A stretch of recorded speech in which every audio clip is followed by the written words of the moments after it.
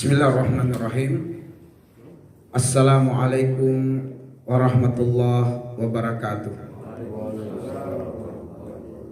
Alhamdulillah, wassalatu wassalamu ala asyrafil anbiya'i wal mursalin wa ala alihi wa ashabihi ajma'in, amma ba'du.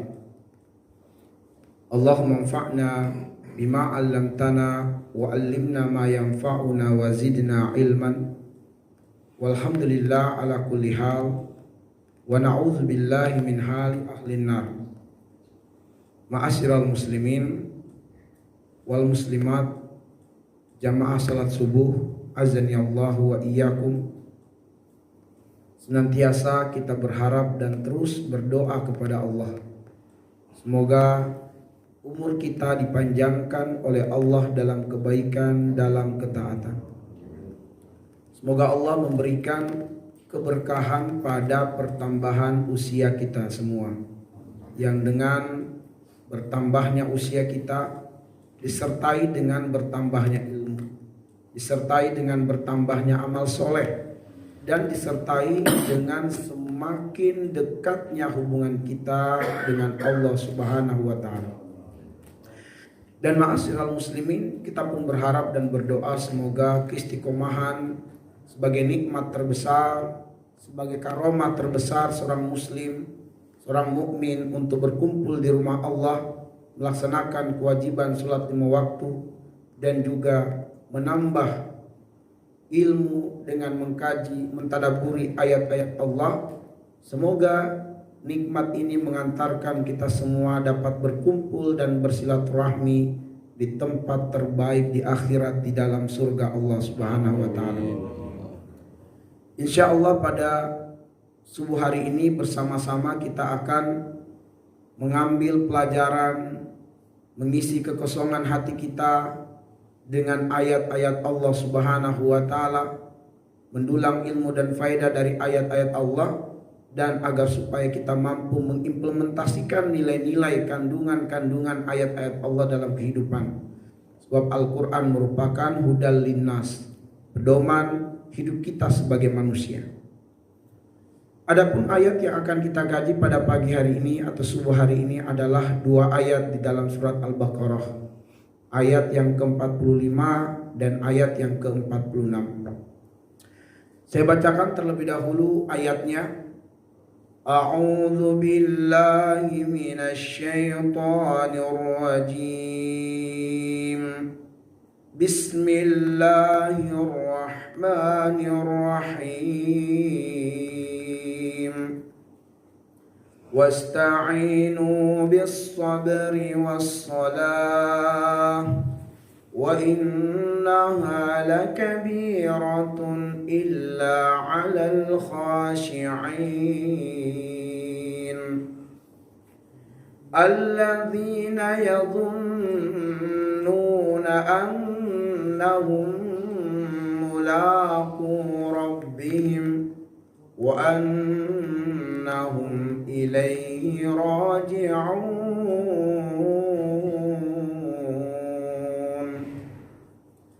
Allah berfirman yang artinya, wasta'inu, dan mintalah oleh kalian pertolongan, bis-sabri was-salah, dengan sabar dan dengan salat.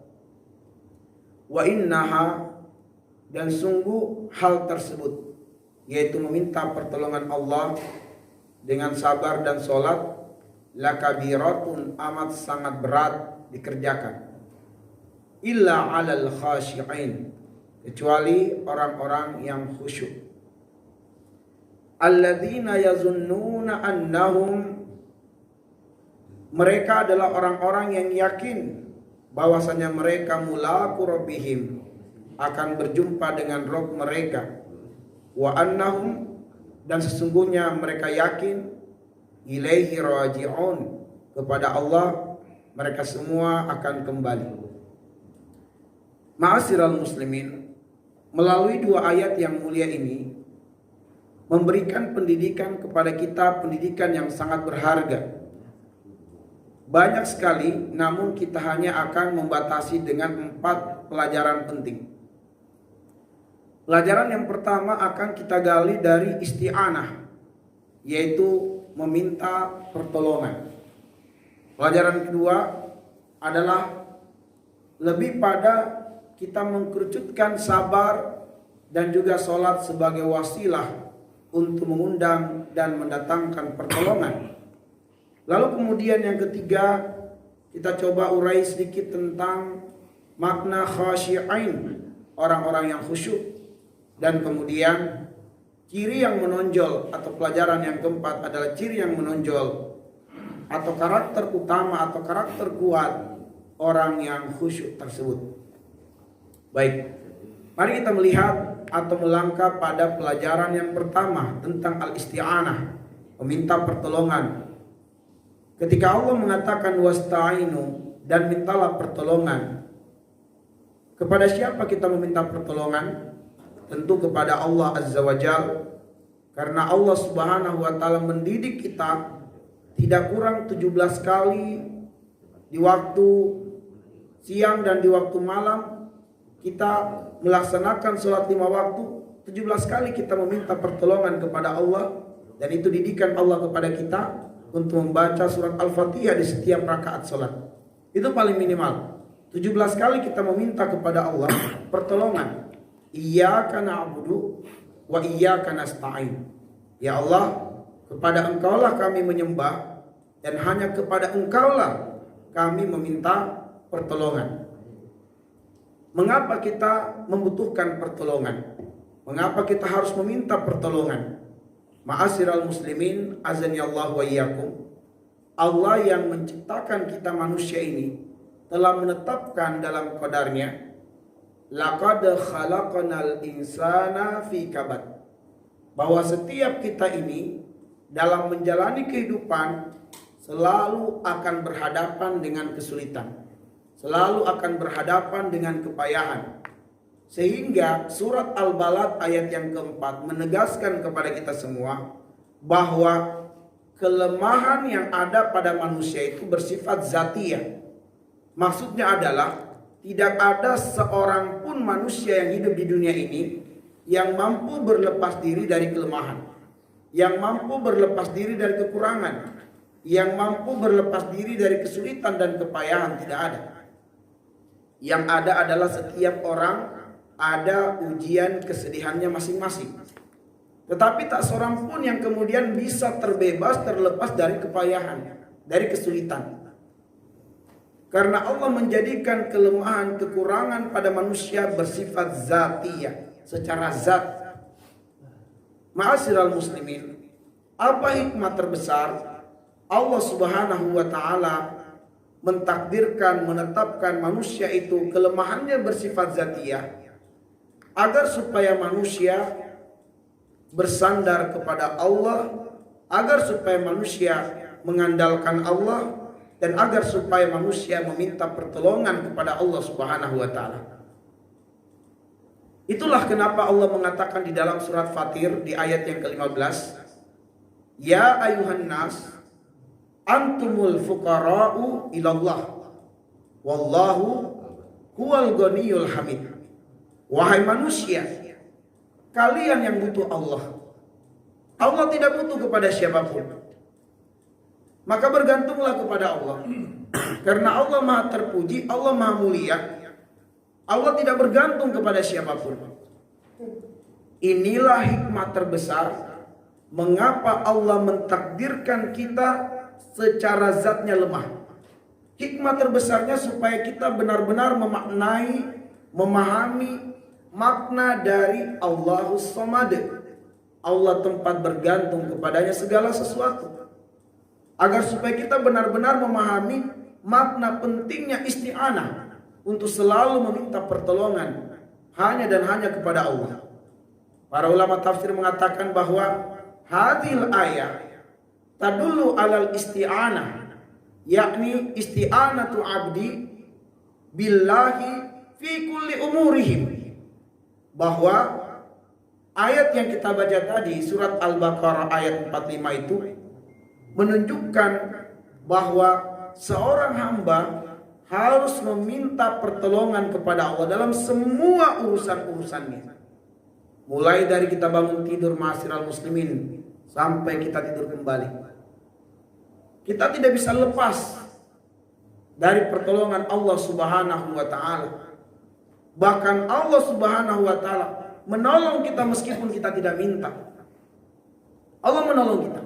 Bayangkan kalau mata ini ma'asyiral muslimin tidak ditolong oleh Allah, tidak dibuat oleh Allah berkedap-kedip sendiri. Seringkali kita tidak menyadari sudah berapa kali dalam semenit kelopak mata kita ini berkedap-kedip. Ditolong kita oleh Allah. Sebab kita merasakan kepayahan, keperihan apabila kemudian mata kita ini tidak berkedap-kedip. Ditolong kita oleh Allah Subhanahu wa taala bagaimana ginjal kita ini berfungsi dengan baik sehingga racun-racun yang mengalir bersama darah itu bisa ditahan, difilter di sana. Meskipun kita tidak selalu meminta kepada Allah, kecuali kemudian bagi mereka yang merasakan gangguan ginjal, itu pun karena kurang terperhatikan selama ini, kurang dijaga oleh manusia. Padahal Allah mengatakan, wa ma asabaka min sayyi'ah fa min nafsika. Musibah, keburukan yang menimpamu karena perbuatan kamu sendiri, yang tidak mensyukuri nikmat yang Allah berikan dan tidak menjaga nikmat yang Allah berikan. Maka ma'asyiral muslimin, dari bangun tidur sampai kita tidur kembali, pertolongan Allah begitu banyak kepada kita semua. Maka hendaklah kita meminta pertolongan kepada Allah Subhanahu wa taala, sebab kita tidak akan pernah mampu menjalani kehidupan ini kecuali dengan pertolongan Allah Subhanahu wa taala. Inilah hikmah terbesar ma'asyiral muslimin. Maka orang-orang yang tidak mendekatkan diri kepada Allah, orang-orang yang tidak mengandalkan kehebatan Allah, orang-orang yang tidak melibatkan Allah dalam setiap urusannya, itulah orang yang sombong. Dan Allah katakan di dalam surat Al-Isra ayat yang ke-37, wala tamshi fil ardi maraha innaka lan tahriqal arda wa lan tablughal jibala tula kullu dzalika kana sayyuhu inda rabbika makruha. Jangan kalian berjalan di muka bumi sebagai orang yang sombong. Siapa itu orang yang sombong? Yang merasa tidak butuh Allah Subhanahu wa taala dalam kehidupan ini, yang merasa tidak perlu melibatkan Allah dalam setiap keadaannya. Itulah orang yang sombong. Sehingga ketika kemudian Allah mengundang hambanya untuk mendapatkan pertolongannya, diawali undangan itu dengan kalimat takbir, Allahu Akbar, Allahu Akbar, agar supaya manusia sadar semua selain Allah adalah kecil dan mereka harus segera bersandar kepada Allah yang Maha Besar, agar supaya mereka mendapatkan isti'anah dari Allah, pertolongan dari Allah untuk mereka. Tapi banyak manusia yang mengabaikan panggilan Allah ini. Padahal panggilan ini adalah untuk mendapatkan kemenangan, hayya 'alal falah. Tapi banyak manusia yang memilih kemenangan sesuai dengan syahwat mereka. Maka ma'asyiral muslimin, orang yang sombong adalah orang yang tidak merasa butuh Allah, tidak mau melibatkan Allah dalam setiap urusannya. Padahal kita tidur saja ma'asyiral muslimin, ada peluangnya kita tidak bangun lagi. Allah katakan dalam surat Az-Zumar ya ayat yang ke-42, wallahu yatawaffal anfusa hina mautiha wallati lam tamut fi manamiha fayumsikul lati qada 'alaiha al-maut wa yursilul ukhra ila ajalin musamma inna fi dzalika laayatin liqaumi yatafakkarun. Bahwa ma'asyiral muslimin, ketika kita tidur, ruh kita itu digenggam oleh Allah. Kalau Allah berkehendak, Allah kembalikan ruh kita, maka kita pun terbangun. Itulah kenapa kita disyariatkan membaca doa, alhamdulillahilladzi ahyana ba'da ma amatana wa ilaihi masir. Ya, wa ilaihi nusur. Nah, itu kenapa ma'asyiral muslimin? Karena kita sadar bahwa ketika kita tidur itu, ruh kita digenggam oleh Allah dan Allah mengembalikan ruh kita, maka kita pun terbangun. Tapi kalau Allah tahan, maka kita kemudian tidak akan bangun-bangun lagi ma'asyiral muslimin, sehingga keluarga kita akan mendapati kita sudah menjadi jasad yang kaku.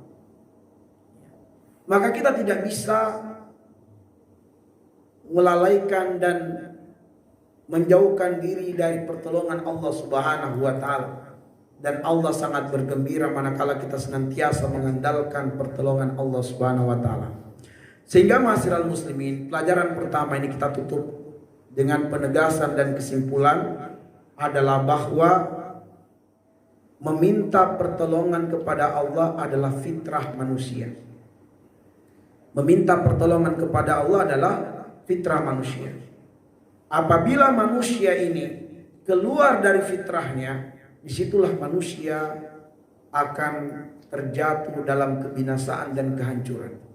Tapi jika dia konsisten pada fitrahnya untuk senantiasa meminta pertolongan Allah, disitulah manusia akan mendapatkan keselamatan, kesuksesan dan kebahagiaan. Fitrah itu ma'asyiral muslimin seperti rel pada kereta. Kereta api kita dapati kalau dia berada pada relnya, sekencang apapun dia insya Allah aman. Begitu keluar dari relnya akan hancur. Nah, rel itu adalah fitrah. Laut atau air adalah fitrah bagi ikan. Jika ikan tetap dalam keadaan fitrahnya, dia bahagia. Jika keluar dari fitrahnya, dia melompat ke darat, pasti dia akan menderita. Sebab dia keluar dari fitrahnya. Nah, fitrahnya manusia di dalam ayat ini adalah bersandar kepada Allah, butuh Allah, melibatkan Allah, meminta pertolongan kepada Allah. Jika manusia keluar dari fitrahnya, tidak mau meminta pertolongan Allah, tidak mau melibatkan Allah, berlaku sombong di muka bumi, itulah kehancuran bagi manusia. Itulah kebinasaan bagi manusia. Bukan hanya di dunia, tapi juga di akhirat kelak. Kemudian ma'asyiral muslimin, kita melangkah pada pelajaran yang kedua, bahwa Allah Subhanahu wa taala memberitahukan kepada kita salah satu wasilah untuk mendatangkan, mengundang pertolongannya adalah dengan bisobri wassalah, dengan sabar dan sholat.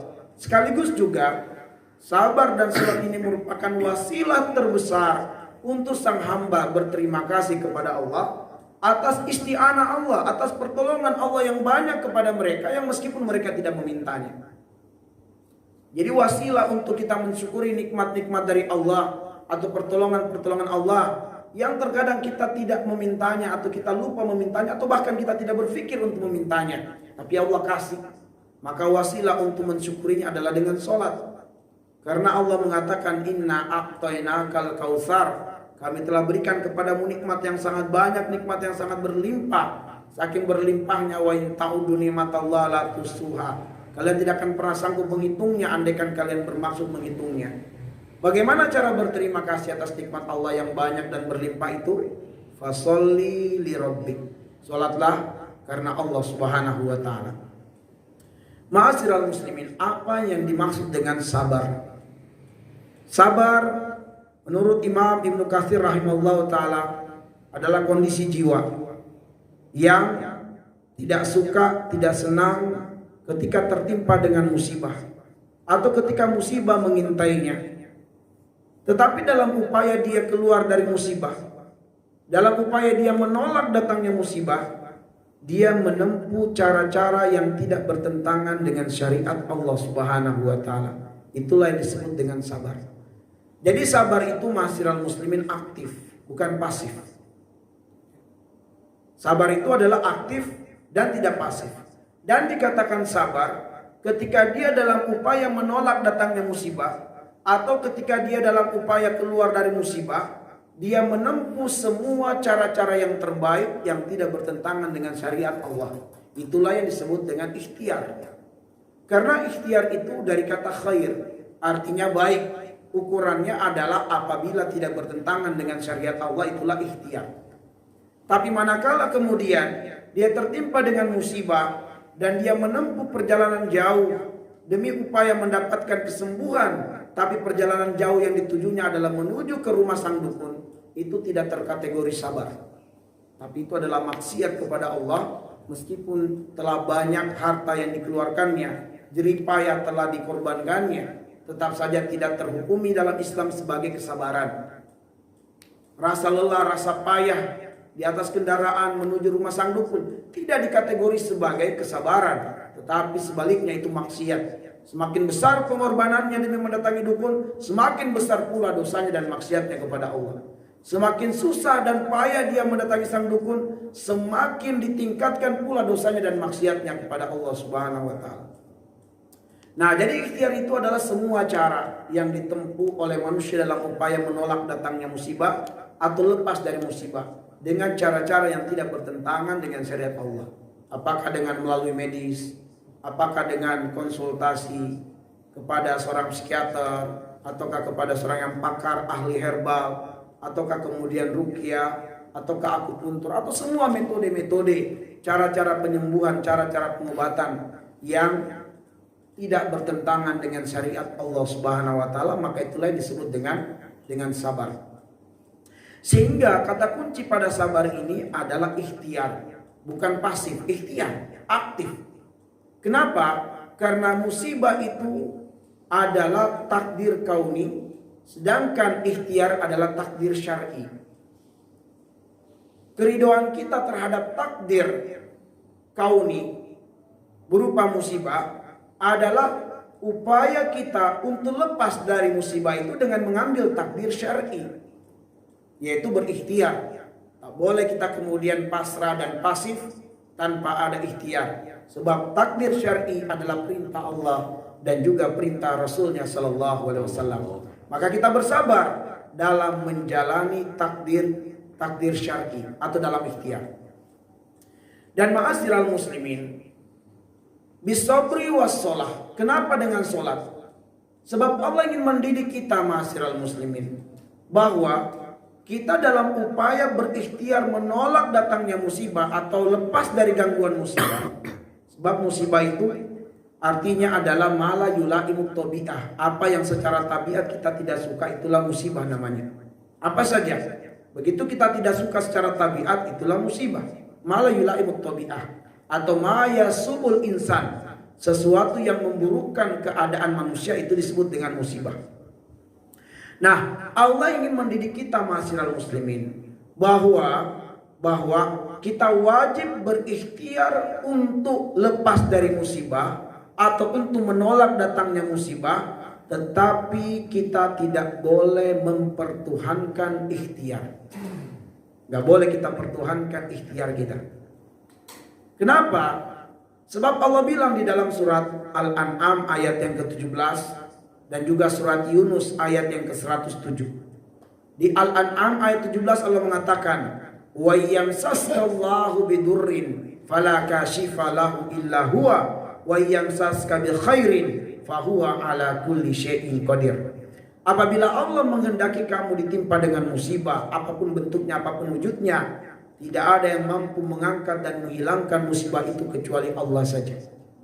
Dan apabila Allah menghendaki kamu ditimpa dengan kesembuhan, ditimpa dengan kebaikan, tidak ada yang mampu menolak atau tidak ada yang mampu menghalangi sampainya kebaikan dari Allah itu kepada seorang hamba yang ditakdirkan mendapatkan kebaikan Allah. Maka karena itulah ma'asyiral muslimin, kita wajib ikhtiar, tapi rezeki, kesembuhan, kemenangan, pertolongan itu disandarkan kepada Allah, bukan pada ikhtiar. Bukan pada ikhtiar. Allah mengatakan di dalam surah Al-Mulk ayat yang ke-15, "Walladzi ja'ala lakumul arda dzalula famshu fi manakibiha wa kulu min rizqi." Allah mengatakan, Allah sudah jadikan bumi ini mudah bagi kalian untuk kalian tapaki, untuk kalian beraktivitas, untuk kalian berada di atasnya. Famshu fi manakibiha, maka berikhtiarlah, berkaryalah, berusahalah, berjuanglah. Disuruh kita oleh Allah untuk berkarya, berusaha untuk supaya kita berikhtiar secara duniawi. Famshu fi manakibiha. Tapi berbicara tentang rezeki, kesembuhan, kemenangan, pertolongan, kesuksesan, itu disandarkan kepada Allah. Allah mengatakan wa kulu min rizki, dan ambillah rezeki dari Allah. Allah tidak bilang wa kulu min rizki amalika wa ikhtiyarika, ambillah rezeki dari pekerjaanmu, ambillah rezeki dari ikhtiarmu, tidak. Tapi rezeki disandarkan kepada Allah. Wa kulu min rizki. Maka ma'asyiral muslimin, Allah memberitahukan kepada kita bahwa dalam upaya menolak musibah, dalam upaya melepaskan musibah, kita wajib ikhtiar, tapi tidak boleh mempertuhankan ikhtiar. Maka kita harus melaksanakan sholat. Dan sholat ini merupakan sebesar-besar wasilah untuk mendatangkan pertolongan Allah Subhanahu wa taala. Kita ringkas sedikit sejarah ma'asyiral muslimin, bahwa di dalam surat Al-Isra ayat yang pertama Allah mengatakan subhanalladzi asra bi abdihi laila. Dialah Allah yang maha agung, maha mulia dan maha suci, yang telah asra memperjalankan hambanya pada satu malam. Dan Allah memperjalankan hambanya yang Muhammad sallallahu alaihi wasallam, ruh dan fisiknya, ruh dan jasadnya, pada satu malam. Asra dari kata dasar sara yang artinya perjalanan di suatu malam. Maka asra artinya Allah memperjalankan hambanya pada suatu malam. Dan sara perjalanan di suatu malam. Kalau safar kan perjalanan di siang hari.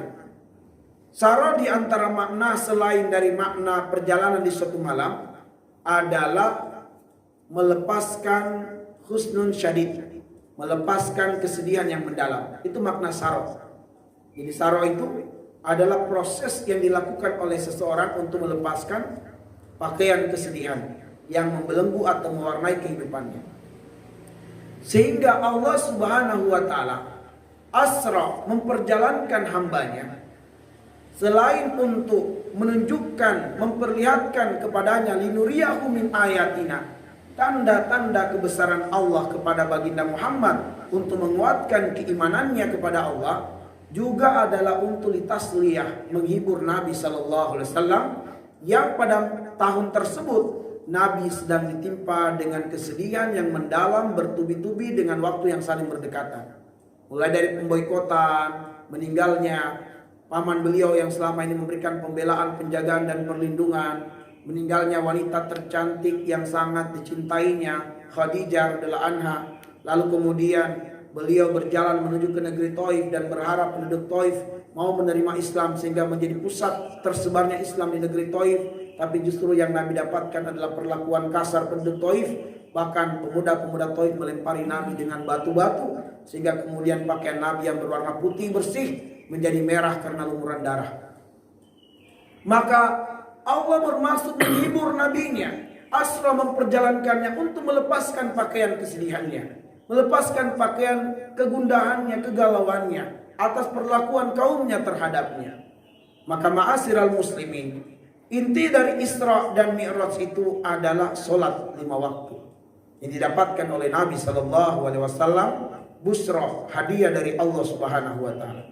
Maka siapapun yang ingin diperjalankan oleh Allah untuk lepas berbagai kesulitan hidupnya adalah dengan melaksanakan sholat.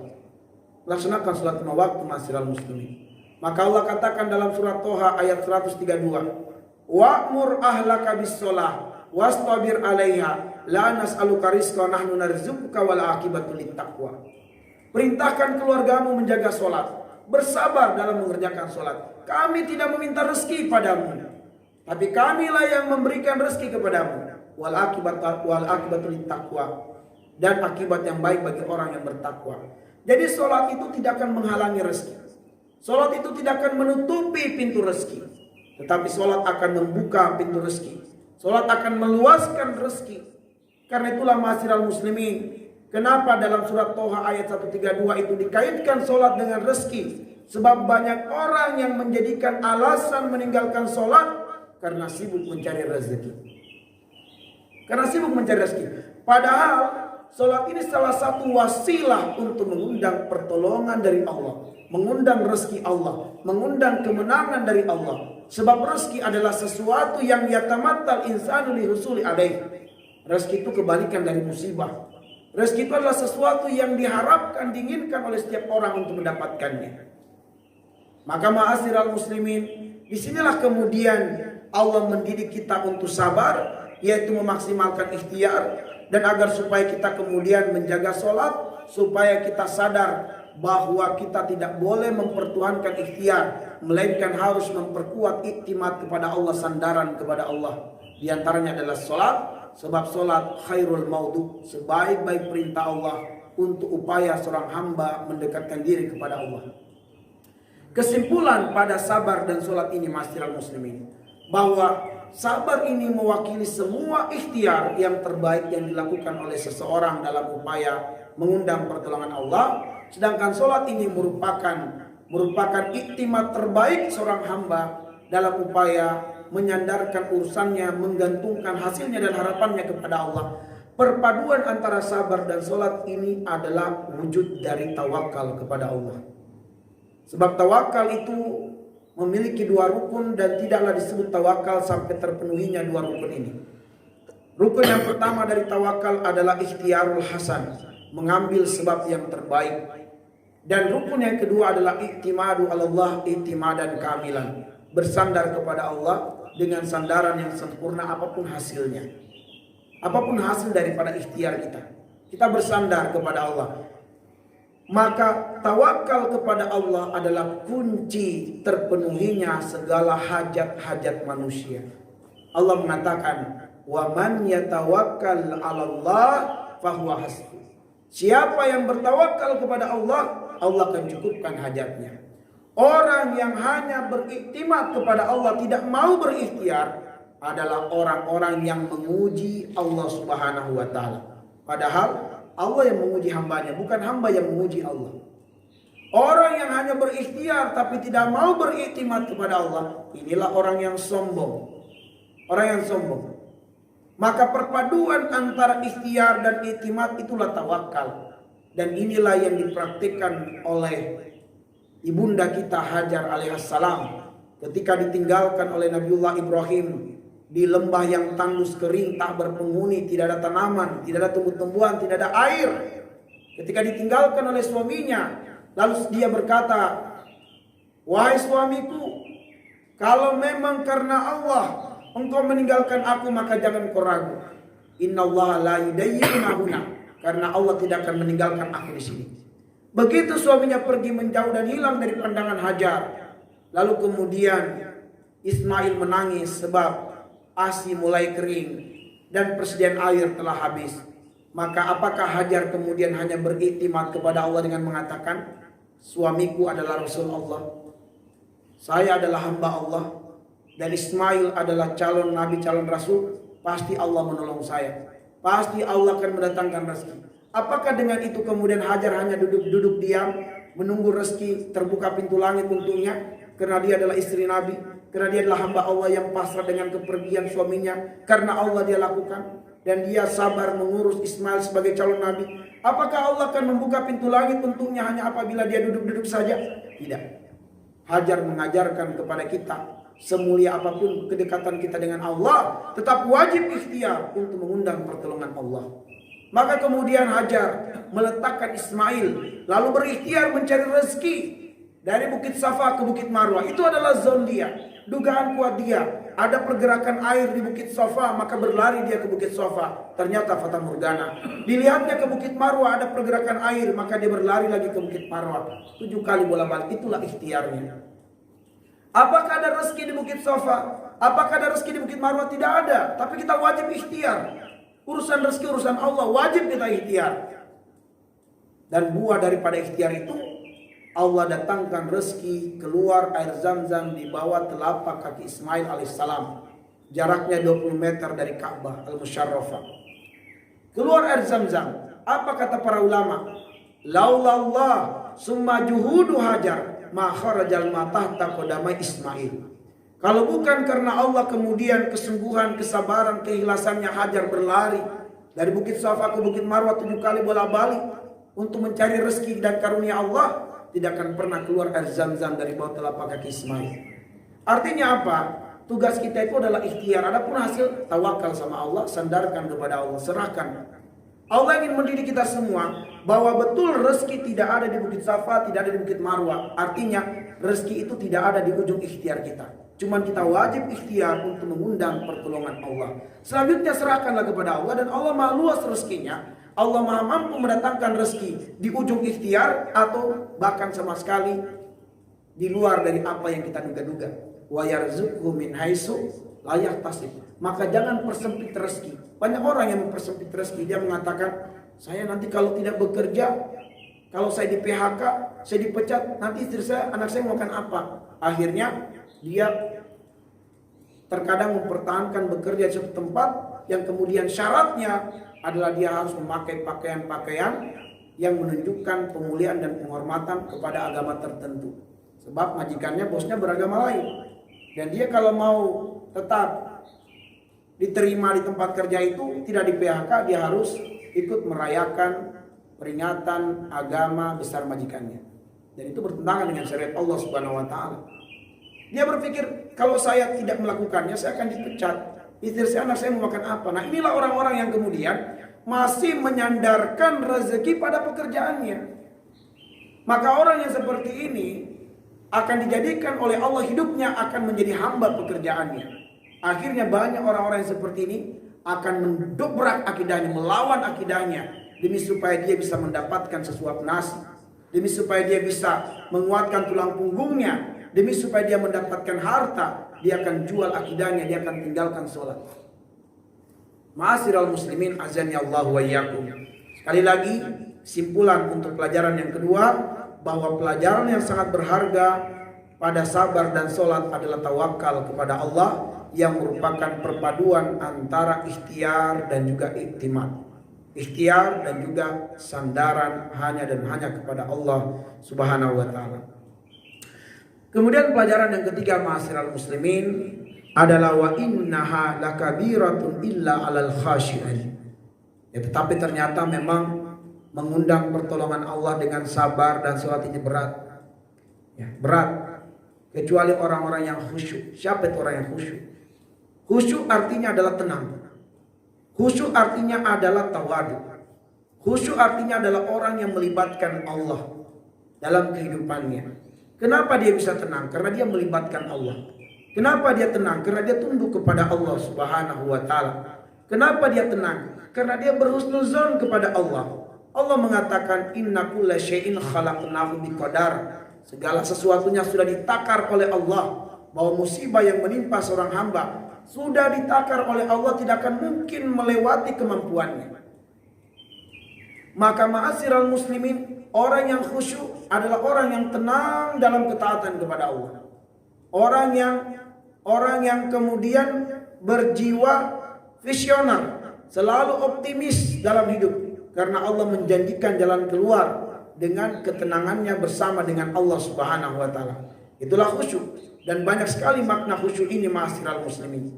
Namun kemudian penyederhanaan tentang khusyuk adalah Allah sebutkan pada pelajaran yang terakhir di ayat yang ke-46. Itulah yang menjadi inti daripada khusyuk. Ketika Allah mengatakan wa inna ala kabiratun illa alal khasyin, ini menjelaskan bahwa syahwat kita itu ternyata selalu pengen jalan pintas. Syahwat kita itu ternyata tabiatnya adalah tidak ingin bergantung kepada Allah. Syahwat kita itu ternyata selalu ingin menuju kepada apa-apa yang Allah tidak ridhoi. Inna syahwata la ammarata bisu. Ketika Allah mengatakan wa hadainahun najdain, dibentangkan dua jalan. Ada jalan yang berat bagi syahwat, tapi jalan itulah yang diridhoi oleh Allah, jalan ketaatan kepada Allah. Ada jalan yang sangat enteng sekali, disukai oleh syahwat, tapi jalan itu dibenci oleh Allah. Banyak orang memilih jalan yang enteng, disenangi oleh syahwat, walaupun mengundang laknat Allah di balik jalan tersebut. Apa dan kenapa bisa demikian? Karena Allah mengatakan falhamaha fujuraha wa taqwaha. Sebagai ujian Allah kepada manusia, Allah menjadikan kecondongan manusia itu, kecondongan kita ternyata itu lebih besar pada perkara-perkara yang Allah tidak ridhoi daripada perkara-perkara yang Allah ridhoi. Makanya kalau kita pengen memilih perkara-perkara yang Allah ridhoi, syaratnya kita tundukkan dulu hawa nafsu kita. Kita harus menang dulu mengalahkan hawa nafsu. Dan kita bersabar memilih jalan yang Allah ridhoi. Sebab kecondongan hati kita ini, kecondongan syahwat kita itu lebih pada perkara-perkara yang Allah tidak ridhoi. Makanya ketika Allah mengatakan falhamaha fujuraha wa taqwa, didahulukan penyebutan fujuraha baru kemudian wa taqwaha, karena kecondongan jiwa kita itu lebih besar pada perkara yang Allah tidak ridhoi. Ya. Banyak orang, banyak pemuda yang lebih memilih pacaran sampai berzina daripada menikah. Kalau disuruh kenapa kamu tidak menikah? Wah, luar biasa, banyak alasan-alasannya. Tapi dia tidak takut untuk berpacaran sampai berzina, sampai mengambil anak orang. Yang sudah menikah pun Allah mudahkan dia berpoligami, tapi lebih memilih selingkuh, berzina daripada menikah lagi. Allah halalkan, Allah bolehkan, tapi kemudian dia berani selingkuh. Dia tidak mau mengambil jalan yang Allah ridhoi, mengambil jalan yang bertentangan dengan syariat Allah. Nauzubillah. Ma'asyiral muslim, banyak orang yang korupsi, banyak orang yang tidak jujur sebagai pedagang, banyak kemudian orang yang berakad tidak syariah. Banyak sekali. Nah, ini karena kecondongan jiwa itu memang lebih besar pada perkara yang Allah tidak ridhoi. Dalil yang lainnya adalah pada surah Al-Maidah ayat 100. Qul la yastawi al-khabis wat thayyib walau a'jabaka kasratul khabis. Tidak sama antara buruk dan yang baik. Tidak sama antara yang haram dengan yang halal. Meskipun yang haram, meskipun yang buruk itu lebih menarik hati. Allah sendiri bilang sebagai ujiannya kita itu adalah bahwa yang buruk itu ternyata lebih menarik hati, lebih menggoda. Nah, itulah ujiannya ma'asyiral muslim. Itulah ujiannya. Maka orang yang khusyuk adalah orang yang tenang dengan syariat Allah, tunduk dengan syariat Allah Subhanahu wa taala. Dia bersabar untuk menahan dan menolak gejolak syahwat yang menginginkan keburukan atau jalan pintas dalam upaya mendapatkan sesuatu. Baik, sebagai pelajaran yang terakhir ma'asyiral muslimin yang menjelaskan karakter utama orang yang khusyuk itu. Ya. Karakter utama yang khusyuk itu adalah alladzina yazunnuna annahum mulaqu rabbihim wa annahum ilaihi raji'un. Bahwa orang yang khusyuk itu adalah ternyata manusia visioner. Manusia visioner.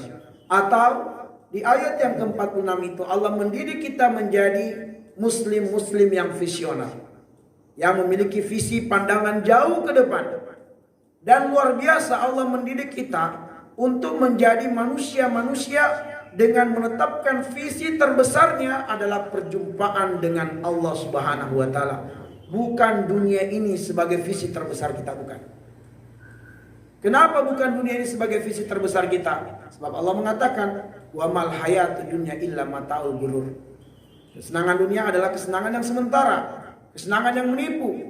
Maka kita keliru kalau menetapkan visi terbesar kita adalah sukses dunia. Keliru kita ma'asyiral muslimin. Dan kalau itu menjadi visi terbesar kita belum naik level dari orang kafir. Sebab orang kafir bahkan lebih dahsyat visi terbesarnya untuk dunia. Kita masih menapakkan kaki di bumi, mereka sudah berpikir bertamasya ke bulan.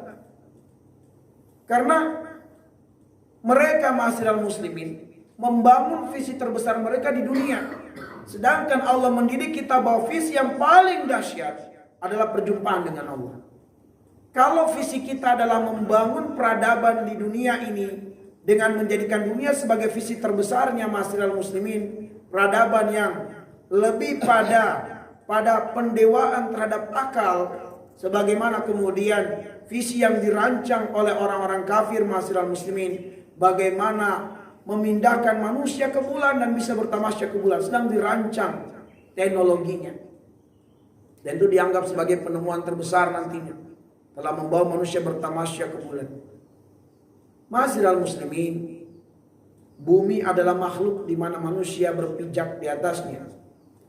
Dan manusia adalah makhluk kendaraan super canggih yang akan diciptakan nanti untuk sebagai kendaraan manusia dari bumi ke bulan adalah makhluk.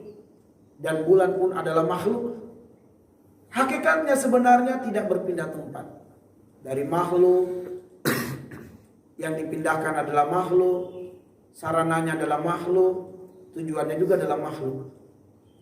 Tapi lihatlah bagaimana Allah mendidik kita membangun visi terbesar kita dari makhluk, menggunakan sarana makhluk untuk menuju kepada Allah Subhanahu wa taala. Itulah makna dari firman Allah surat Al-Maidah ayat 35. Ya ayyuhalladzina amanu taqullaha wabtagu ilaihil wasilah. Wahai orang yang beriman, bertakwa kamu kepada Allah. Ambil wasilah. Tapi wasilah itu adalah untuk Allah, perjumpaan dengan Allah Subhanahu wa taala. Jadi ma'asyiral muslimin, visi terbesar kita itu adalah akhirat. Allah tidak larang kita menjadi orang yang kaya di dunia ini, tapi kekayaan kita di dunia ini mengantarkan kita kaya di akhirat di dalam surga Allah Subhanahu wa taala. Allah tidak melarang kita mengumpulkan kendaraan termewah sekalipun di dunia, tapi kendaraan termewah kita di dunia mengantarkan kita berjumpa dengan Allah Subhanahu wa taala. Allah tidak melarang kita membangun rumah laksana istana di dunia ini, tapi hendaklah kemudian rumah yang berhasil kita bangun di dunia ini dengan sangat megah mengantarkan kita membangun istana yang lebih dahsyat di akhirat di dalam surga Allah Subhanahu wa taala. Maka visi terbesar kita adalah perjumpaan dengan Allah. Dan perjumpaan dengan Allah ma'asyiral muslimin adalah nikmat terbesar di akhirat, tidak ada lagi di atasnya. Sebab berjumpa dengan Allah adalah puncak kenikmatan di dalam surga. Artinya yang bisa berjumpa dengan Allah itu penghuni surga. Penghuni surga. Sebab berjumpa dengan Allah merupakan nikmat terbesar di dalam surga. Tidak ada lagi di atasnya. Kata Nabi SAW, ketika penghuni surga sudah masuk ke dalam surga, yaqulu lahum rabbuhum, berkatalah Rabb kepada mereka, ya ma'syaral jannah, wahai penghuni surga. Ini mereka hanya mendengarkan seruan dari Allah, belum melihat Allah. Aturiduna syai'an azidakum, wahai penghuni surga, maukah aku tambahkan kepada kalian suatu nikmat? Maka penghuni surga mereka saling menoleh ke arah mereka satu dengan yang lainnya, seraya berbisik dan bertanya pada diri mereka dan bertanya kepada teman-teman mereka di dalam surga. Nikmat apa lagi yang Allah belum berikan kepada kita? Nikmat apa lagi yang Allah sembunyikan? Satu kenikmatan surga saja belum mampu membuat kita melirik pada nikmat yang lainnya. Nikmat apa lagi yang Allah rahasiakan dan sembunyikan? Maka akhirnya kemudian di antara penghuni surga ada yang mewakili, lalu bertanya kepada Rabb, ya Rabbana, alam tubayyit wujuhana, alam tunjina anin nar, alam tudkhilna al-jannah. Ya Allah, bukankah engkau telah membuat wajah kami berseri-seri putih di dalam surga ini? Bukankah kami telah engkau selamatkan dari azab neraka? Dan bukankah engkau berikan nikmat di dalam surga ini, masuk ke dalam surga dan merasakan segala fasilitas surga? Nikmat apa lagi yang engkau sembunyikan dan rahasiakan dari kami? Kemudian Rasulullah bersabda, yakshifullahu al-hijab. Menjawab rasa penasaran penghuni surga itu, Allah menyingkap tabir, menyingkap hijab yang menjadi penghalang antara hamba dan Allah ketika di dunia. Mereka tidak bisa melihat Allah di dunia, ada hijab. Maka di surga Allah singkap tabir, Allah singkap hijab itu. Sehingga Nabi bersabda, wa ma'utu syai'an ahabba ilaihim min nazar ila rabbihim. Ketika Allah menyingkap hijab, yatajallallahu ala ibadihi ala ma'syaril jannah wa huwa yadhab. Allah menampakkan wajahnya, Allah memperlihatkan wajahnya yang maha indah kepada penghuni surga, dan Allah yadhab, Allah itu bergembira, Allah itu tertawa, bergembira. Allah memperlihatkan wajahnya kepada penghuni surga. Lalu Nabi mengatakan, tidak ada lagi puncak kenikmatan di dalam surga yang melebihi dari kenikmatan melihat wajah Allah Subhanahu wa taala. Riwayat Imam Muslim. Wa ma'utu syai'an ahabba ilaihim min nazar ila rabbihim. Tidak ada lagi puncak kenikmatan di dalam surga yang melebihi melihat wajah Allah Subhanahu wa taala. Tatkala penghuni surga melihat wajah Allah, seketika itu juga terlupakanlah semua kesenangan-kesenangan yang ada di dalam surga. Karena itulah ma'asyiral muslimin, puncak kenikmatan surga itu bukan dari sarana dan fasilitas yang ada, sama semuanya. Bahkan mereka penghuni surga terbawa ketika masuk mereka mengatakan inilah surga yang paling dahsyat, inilah surga yang paling tinggi. Sebab kenikmatan surga itu benar-benar memanjakan dan memuaskan syahwat. Terus apa yang membedakan tingkatan surga? Yang pertama adalah seberapa kali bisa melihat wajah Allah.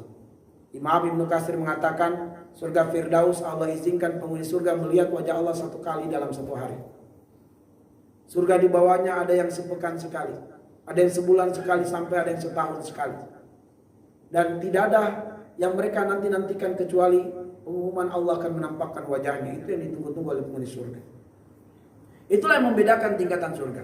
Yang kedua adalah mata air. Hanya di surga Firdaus yang ada mata air surga. Adapun surga-surga di bawahnya, mereka tidak pernah bisa melihat mata air surga. Hanya bisa melihat sungai-sungai surga yang mengalir. Tapi mata airnya hanya ada di puncak yang teratas. Nah, itulah yang membedakan tingkatan surga ma'asyiral muslimin. Penghuni surga di atas bisa turun ke bawah, yang di bawah nggak bisa naik ke atas. Tetapi nggak usah khawatir, sebab kita pasti akan ketemu Nabi. Sebab Nabi akan berziarah kepada umatnya.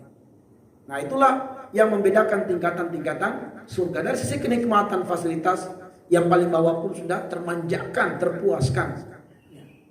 Nah, ma'asyiral muslimin azani Allah wa iyyakum. Maka puncak kenikmatan adalah berjumpa dengan Allah. Siapa yang berjumpa dengan Allah pasti masuk surga. Inilah visi terbesar kita sebagai seorang muslim. Dan inilah kesuksesan yang sebenarnya. Allah mengatakan di dalam surat Ali Imran ayat 185, "Faman zuhziya 'anil nar wa udkhilal jannah faqad faz." Siapa yang selamat dari neraka dan masuk ke dalam surga, maka sungguh dia telah benar-benar mendapatkan kesuksesan yang sejati. Ma'asyiral muslimin azani Allah wa iyyakum ajmain, bahwa orang-orang yang khusyuk adalah alladzina yazunnuna annahum mulaqu rabbihim, artinya mereka punya visi yang besar untuk berjumpa dengan Allah. Wa annahum ilaihi rajiun, dan mereka yakin mereka semuanya akan kembali kepada Allah Subhanahu wa taala, bahwa mereka ini menyadari betul ma'asyiral muslimin bahwa musibah itu, masalah itu identik dengan kehilangan. Apapun wujud dan bentuk musibah itu identik dengan kehilangan. Dan musibah itu, apapun bentuknya, apapun wujudnya, andaikan kita melis satu-satu, intinya adalah al-khauf wal huzn, ketakutan dan kesedihan. Itu inti daripada musibah. Jadi musibah itu intinya adalah kehilangan, dan musibah itu juga intinya adalah ketakutan dan kesedihan. Apapun jenisnya, apapun bentuknya musibah itu. Orang yang tertimpa musibah pasti dia merasa kehilangan, dan pasti dia akan merasakan ketakutan dan kesedihan. Itulah musibah. Atau hilang kebahagiaannya berubah menjadi ketakutan dan kesedihan. Nah, ma'asyiral muslimin, kenapa seseorang merasa sakit ketika tertimpa musibah? Karena dia terlanjur merasa memiliki sesuatu yang hilang itu. Ketika kita kemudian merasa menderita, tertimpa sakit, karena kita merasa kehilangan kesehatan. Kenapa kita merasa kehilangan kesehatan? Karena kita merasa kesehatan itu milik kita. Kita tidak menyadari lagi akan firman Allah, lillahi ma fis samawati wa ma fil ard. Segala kepunyaan Allah di langit apa yang ada di bumi, ini milik Allah, bukan milik kita. Karena kita merasa memiliki, maka kita merasakan sakit ketika berpisah atau sakit ketika kehilangan. Ya. Kenapa tuh wanita takut suaminya menikah lagi? Karena dia sudah terlanjur memiliki suaminya. Dia sudah merasa memiliki suaminya. Dia tidak lagi melihat suaminya itu milik Allah, milik umat. Tapi dia merasa suami itu miliknya. Makanya dia takut kehilangan suaminya. Ya, walaupun tidak salah. Yang penting dia tidak menolak syariat poligami. Nah, ma'asyiral muslimin, kenapa orang takut dengan COVID? Karena dia takut kehilangan kesehatannya. Nah, disinilah ma'asyiral muslimin kita harus sadar. Kalau kita pengen hilang rasa takutnya, kembalikanlah inna lillahi wa inna ilaihi raji'un. Kesehatan ini bukan milik kita, milik Allah. Begitu Allah kasih, jaga kesehatan itu. Pelihara kesehatan itu. Ketika Allah berikan kita umur, maksimalkan umur itu, jaga umur itu. Sebab apabila kita jaga nikmat Allah, pemberian Allah, la in syakartum lazidannakum, Allah tambah. Tapi kalau kita tidak jaga nikmat ini, kita tidak syukuri, maka Allah akan cabut nikmatnya. Allah akan cabut. Kita diberikan mata, ma'asyiral muslimin, Allah bilang dalam Al-Quran surat Al-Mu'min atau surat Ghafir ayat yang ke-19. Ya. Ya'lamu kha'inatal a'yun wa ma tukhfi as-sudur. Allah itu tahu mata-mata yang berkhianat dan apa yang tersembunyi dalam dada. Sekarang, apakah mata ini milik kita atau milik Allah? Kalau milik Allah, mata ini punya hak. Haknya mata adalah banyak melihat kebesaran Allah. Haknya mata adalah kita banyak melihat kekurangan diri kita untuk muhasabah. Haknya mata adalah untuk banyak melihat kelebihan orang lain supaya kita tidak sombong kepada orang lain dan tidak merendahkan orang lain. Haknya mata adalah digunakan untuk ketaatan kepada Allah, bukan untuk maksiat. Kalau mata ini milik kita, silakan gunakan sesuai mau kita. Kalau kita yakin ini mata milik saya, maka silakan. Anda mau nonton film porno, Anda mau melihat aurat-aurat wanita, silakan. Kalau Anda yakin mata itu milik Anda. Tapi ketika mata itu milik Allah, tundukkanlah dia untuk kehendak Allah Subhanahu wa taala. Maka orang yang kemudian menyadari mata ini milik Allah, apabila Allah menghendaki matanya itu tertimpa musibah, dia akan mengatakan innalillahi wa inna ilaihi rajiun. Dia akan bersyukur, alhamdulillah ya Allah, mata ini insya Allah akan menjadi saksi bahwa mata ini telah saya gunakan untuk ketaatan kepadamu, dan kini engkau mengambilnya ya Rob. Semoga mata itu menjadi saksi kebaikan saya di hari kiamat kelak. Dan tidaklah engkau mengambil mata ini ya Rob, kecuali engkau tahu betapa lemahnya hatiku, betapa lemahnya jiwaku yang selalu ingin menggunakan mata ini bermaksiat kepadamu. Dan engkau maha tahu, mungkin saja kalau nikmat mata ini tetap bertahan, saya akan bermaksiat dengan mata ini. Maka engkau mengambilnya wahai Rob, aku bersyukur kepadamu. Lalu kemudian Allah memberikan penerangan yang lebih terang dari mata, yaitu hatinya. Maka ma'asyiral muslimin, orang yang melibatkan Allah ini, dia akan tenang dalam hidup ini, ma'asyiral muslimin. Tapi yang merasa memiliki inilah yang siap-siap harus merasakan sakit dengan kehilangan atau perpisahan. Baik ma'asyiral muslimin, inilah yang bisa kami sampaikan pada kajian kita di subuh hari ini tentang implementasi sholat dalam kehidupan dari tadabbur atau kajian surat Al-Baqarah ayat 45-46. Semoga Allah Subhanahu wa taala memuliakan kita dengan Islam, memberikan kita kemudahan dan keistiqomahan menjaga salat 5 waktu. Yang sudah mendapatkan nikmat salat 5 waktu, syukuri supaya Allah tambah nikmat ini, dimudahkan dalam keadaan sakit parah pun tetap kita salat karena Allah menambah nikmat ini, kekuatan pada salat, kenikmatan dan kelezatan di dalamnya. Yang belum masih bolong-bolong salatnya, berjuang untuk supaya kemudian tidak bolong-bolong lagi salatnya. Yang belum salat, mohon kepada Allah diberi kekuatan, minta sama Allah agar bisa melaksanakan sholat 5 waktu. Sebab siapa yang sholat fi zimmatillah, dalam penjagaan, dalam perlindungan Allah Subhanahu wa taala kepadanya. Nas'alullah ayyaj'alana minal ladzina yastami'una al-qawla wayattabi'una ahsana. Sebelum saya tutup dengan doa kafaratul majelis, kalau ada pertanyaan, satu atau dua pertanyaan, falyatafaddal. Kalau tidak ada, kita langsung tutup dengan doa kafaratul majelis. Silakan, ada pertanyaan? Pertanyaannya boleh bebas. Cukup ya? Alhamdulillah. Baik. Naktafi bihadzal qadar, kita cukupkan dengan membaca doa kafaratul majelis. Subhanakallahumma bihamdik, asyhadu an la ilaha illa anta, astaghfiruka wa atubu ilaik. Assalamualaikum warahmatullahi wabarakatuh. Waalaikumsalam.